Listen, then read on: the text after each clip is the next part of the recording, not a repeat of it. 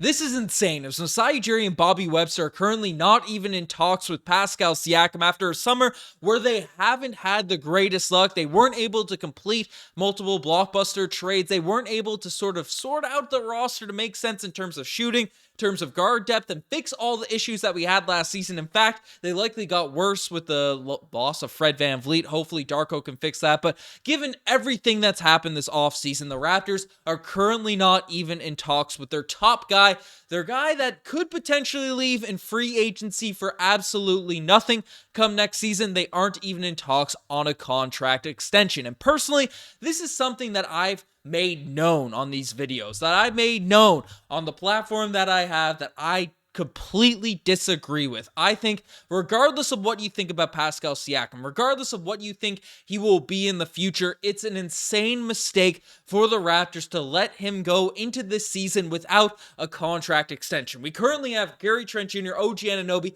as well as Pascal, all unrestricted free agents, meaning they could leave for nothing next summer. And the Raptors have an opportunity to extend Pascal, and they haven't been able to do it. As basically Michael Grain just come out and reported that basically the talks have cooled and all that type of stuff, but the level of commitment Toronto has to the two-time All-NBA player is still uncertain. There have been no talks on a contract extension per sources, with the team seemingly taking a wait-and-see approach to get a sense of how the existing pieces, with Siakam primarily among them, fit with whatever offensive system Darko Rajakovic chooses to employ. Now, some people might say, hey, this is a shrewd decision by Masai Ujiri.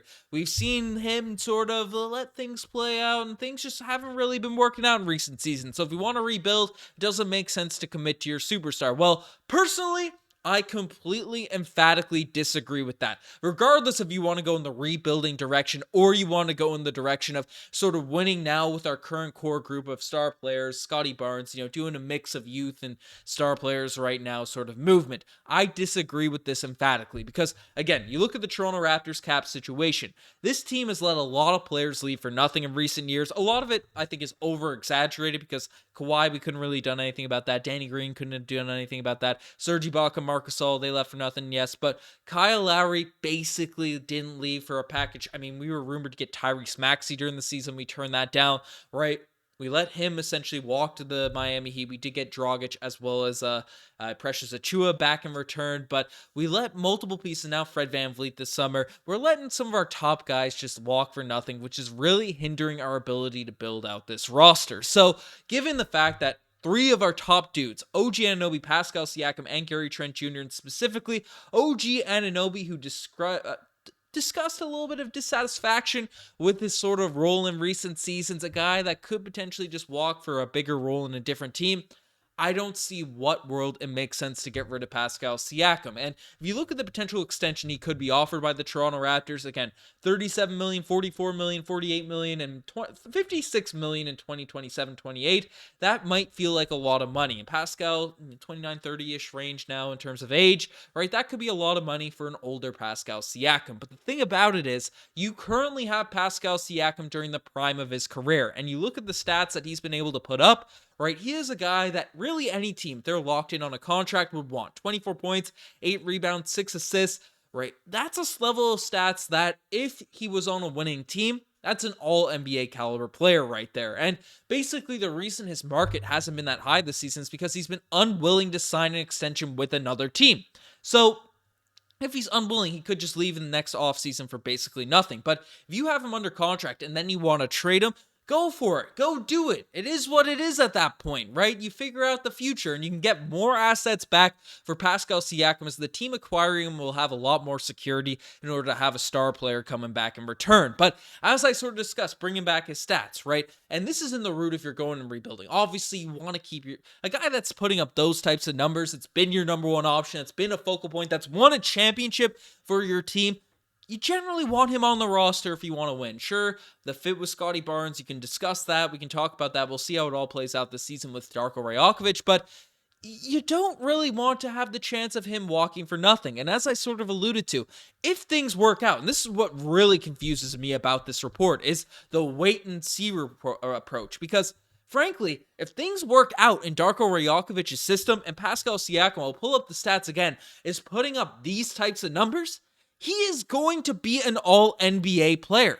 He is going to make an all-NBA team. And Ben, why does that matter? Why the heck does that matter? Well, frankly, if Pascal Siakam makes an all-NBA team, then the extension you're looking at here in terms of the numbers is going to be a bargain. Because if you read the stuff in the brackets down there, that Toronto could offer Pascal Siakam a 5-year supermax in free agency next summer if Siakam is to make an all-NBA team that would start, not finish, finishing at the $56 million mark, start at $52 million total, and will total $300 million. That's right, $300 million. So essentially you're saying, hey, if things don't really work out, maybe we don't sign Siakam long-term, he leaves for nothing, which personally is the worst-case scenario. But things do work out, and the guy has been putting up all-NBA numbers. The team is likely going to be good. Pascal is likely going to make an all-NBA team. So your wait-and-see approach to see what's going on and all that type of stuff is, hey, now we're going to have to pay Pascal Siakam an extra, $100 million, 50, 60 over these course of the years?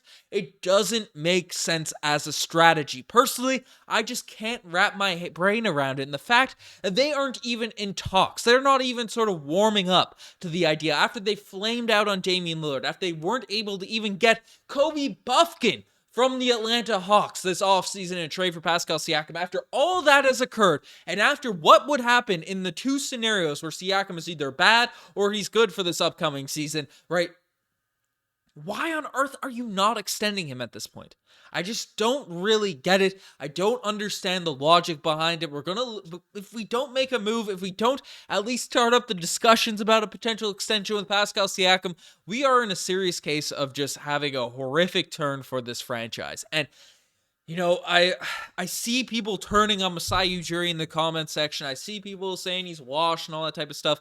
Personally, he's really close to the Damian Lillard trade. If that happened, maybe the opinions would have taken a 180 turn by the fan base. But these deals, these players were rumored for and all that type of stuff, they haven't been able to go down. But that's one thing. Criticize him all you want for that. I'm not really going to jump on that bandwagon. It's hard to execute a superstar trade. It's a major risk to give up future assets. I'm not going to come out here and yell at Masai Ujiri for not making these deals, even if, maybe it would have been smart to trade OG Anunoby or something along those lines. But decisions like these, decisions where you're not going to extend a superstar, decisions where you're sort of holding out hope that a disgruntled player in OG Anunoby, at least in terms of his role, not necessarily with the organization or Toronto, but like holding out hope that they're staying. And in the case that they leave, that is devastating. That is an objectively bad move by the front office. I'm not saying we're there yet. I'm not saying that it's time to really just, start yelling at Masai Ujiri on Twitter and these types of things and all that type of stuff. But if they leave, which we will find out next offseason, if these deals end up not going down and all that type of stuff with, if you're dangling Pascal Siakam in crappy trade packages, maybe he's just going to be incentivized to leave and leave this organization and say, oh, I'll kick rocks, or you guys didn't even want me anyways. Like, it's just not the right move. It's not the right play, and that would be devastating. And, cause for screaming out at Masai Ujiri, Bobby Webster if that sort of thing happens, because this is preventable. This is a problem that is preventable right now by just talking to Pascal Siakam about a contract extension. That's it. That's basically the case. That's what's happening there. But I don't know. I'm fired up. I'm mad. I'm angry. I'm hoping that this team just quiets the frustrations and does some moves or figures out what's happening with the future direction of this team in the coming weeks or during this season. But let me know what you guys think about all this sort of stuff regarding Pascal Siakam in the front office not talking. And if you guys want to stay up to date on all the news, subscribe to Raptors Digest and check out this video if you want some more Raptors Digest content. Thanks. I'm signing out. Cheers.